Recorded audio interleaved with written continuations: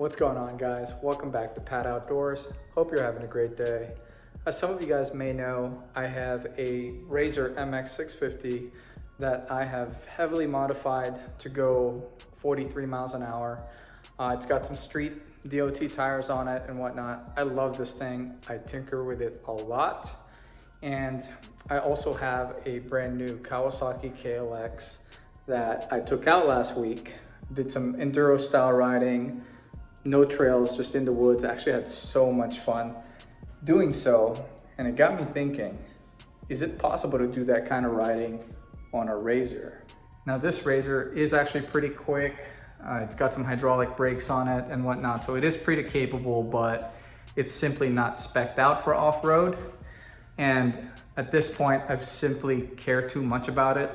I spent too much time and money modifying it to be this way. So it looks like we're gonna be starting a new project on a different MX650. This MX650, I actually recently picked up from Craigslist, along with this MX500 and this 350. I'm picking this bike for this mini Enduro style Razor project because it's actually the most beat up. I initially thought it was that one because this one has a torn seat and really worn out plastics and some rust. But this one definitely has had the hardest life after getting a good look at it.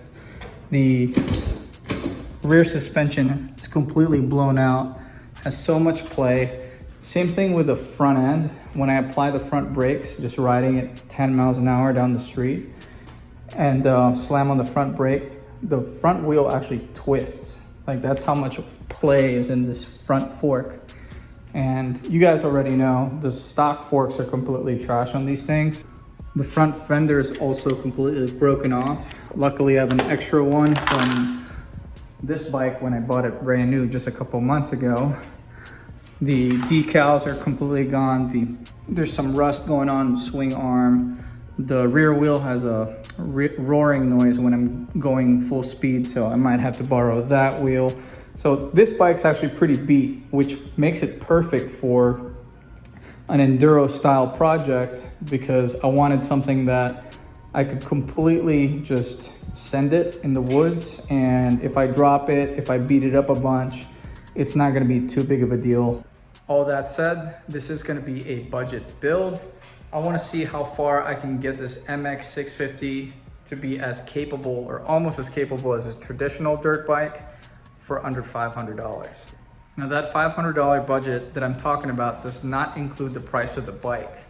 That's simply all the modifications, including the battery, which brushless motor kit I go with, suspension, any off-road additional modifications like knobbier tires and whatnot. But first, let's start ripping this thing apart to see how much stuff needs to be rebuilt.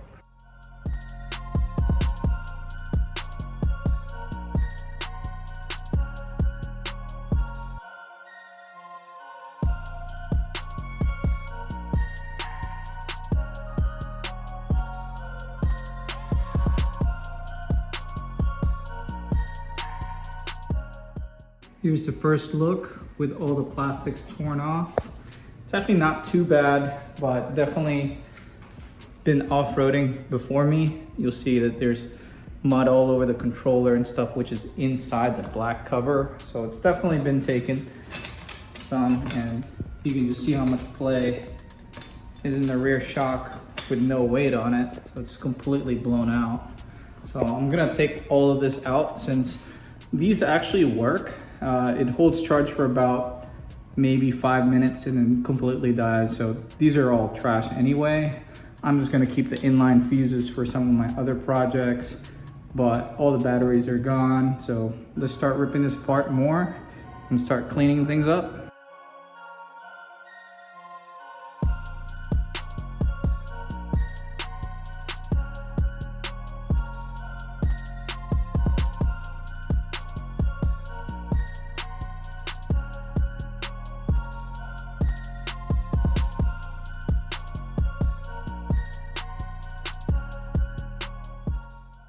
This bike actually doesn't look that bad once we got everything else taken off and knocked off all the loose dirt and grime on the frame.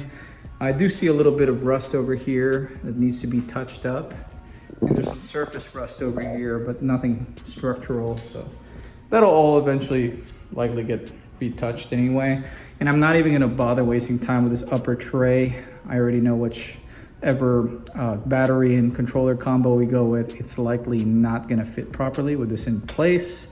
So I'm not even gonna bother trying to make it work. I'm just gonna cut it off, paint a few items so it doesn't continue to corrode. And I wanna make sure on this bike that I get the black covers back on, because I wanna minimize the amount of dirt and potential water to touch the batteries or the controller, since we are gonna be taking this one off-road. So once we get that done, we can get to the fun stuff.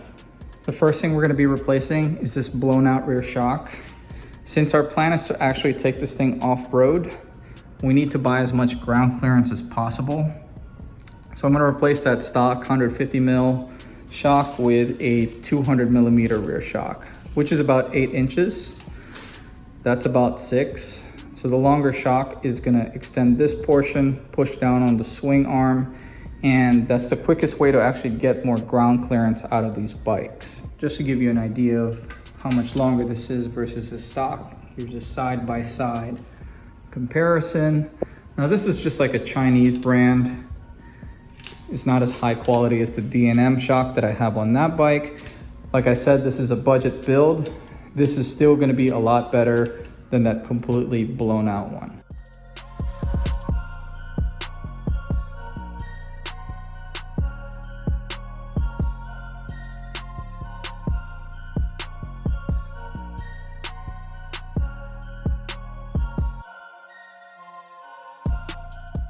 As you can probably already tell without even the bike being on the ground yet, the rear swing arm is pushed down, which is essentially pushing the rest of the bike up from the floor.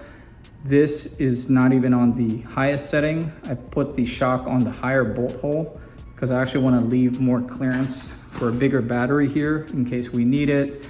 That, and I didn't want the rear to be ridiculously high without a fork solution on the front yet. I think the shock was like $20-something, which I find to be the most cost-effective way to get more ground clearance out of this bike. The second part that we're going to be installing on this budget Enduro build is actually a pair of handguards. Now these are the JFG ones I got from Amazon. They're actually meant for actual motorcycle, dirt bikes, perfectly fitted for my Kawasaki. So I may get a matching set for this bike later on. But I saw this and I was like, wow, the yellow matches the Razor's MX650 almost perfectly. So it definitely had to go on this bike. Now this is really important if you are going to be riding through the woods. These help protect your hands from getting hurt whenever you're riding through some brush or some branches. They are too large for this bike, so I am going to have to cut them up and modify it to properly fit. But I think it was definitely a must to add for this kind of build. These have like an aluminum bar that goes through the whole thing. So this is not just for design, it actually is supposed to be very effective. This is everything that came in the kit. If we look at the hardware, these sleeves, they go inside the handlebar. So you actually have to cut a hole on the both ends of the grips for that sleeve to slide in. And then that's the mounting point on the side of the handguards. And when you tighten the bolt, it actually expands on the inside to secure itself in place inside the handlebar. And then these two things are the mounting point for the inside. They actually wrap around your handlebar, either here or here. I haven't decided yet, since we're gonna have to modify these shorter for it to properly fit in place. So let's get to it. I think that's right about where I want it to sit. It's gonna be like a little roll cage for your hands.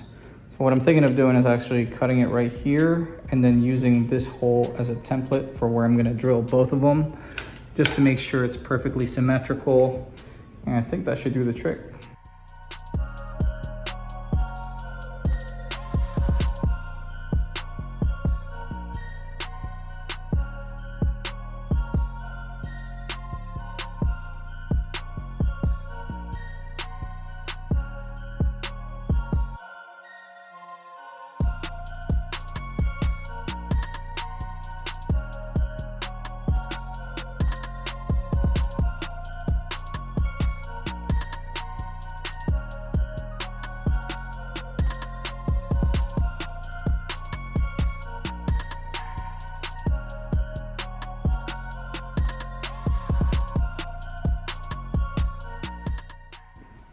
Here's how the handguards look installed.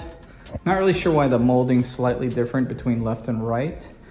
I guess they want you to have a little bit more protection on your right hand, but everything else is the same as far as the outside. It's just this part that's a little different.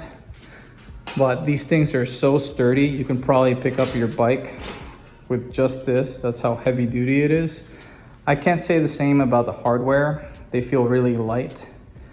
And I don't know if they'll strip out in the future or fail, but they've been pretty good so far. They torque just fine.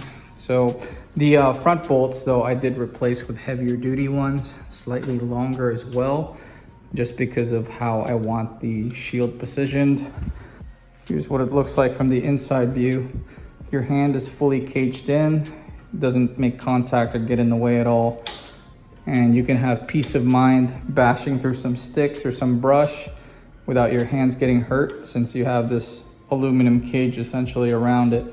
I'm probably gonna steal my Pro Taper pad from my Supermoto build, since I'm actually changing the handlebars on this shortly. So I'm actually gonna take this and put it on this bike.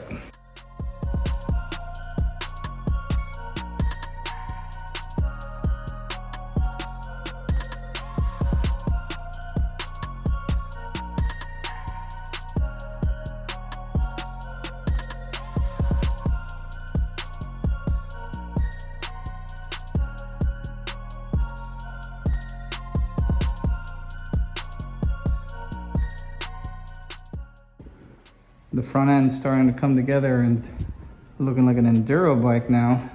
Well, one thing I noticed is the kickstand's not as effective with the middle of the bike lifted like this. It leans over a lot more.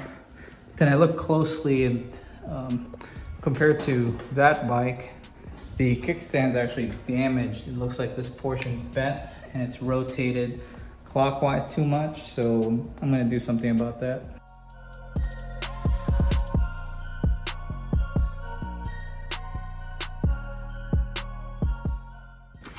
I just bent this portion of the tab back into place to keep the kickstand from over-rotating. And then I stepped on the kickstand that way to bend the whole tab down. And now the bike is standing properly, even with the lifted setup. And just to give you some perspective on how much taller it is, I set it next to my MX650 that's completely stock, and that's what they look like from behind. Doesn't look like much when you're looking at just a 650. It looks like it's supposed to be that high, but the stock one is so much shorter. So I wish it came like this from factory. The lowest point of the frame is now 10 inches. Let's see what a stock one is. Stock one is about 7 inches. We're talking about a 3-inch height difference at the bottom of the bike frame, which is a huge clearance difference. All right guys, I'm exhausted. Still a weekday, so I'm gonna have to cut it short today, but I did already order some parts for this Enduro build. I just ordered the brushless motor kit, so if you wanna know which one I picked, stay tuned. If you found today's video helpful in any way, do me a favor and hit that like button. If you like this kind of content, wanna keep up with some of my projects, my bikes, my other builds, consider subscribing to my channel. Let me know what you guys think of this build. And if you have any suggestions, completely open to it. But this is gonna be it for today. Thank you for watching.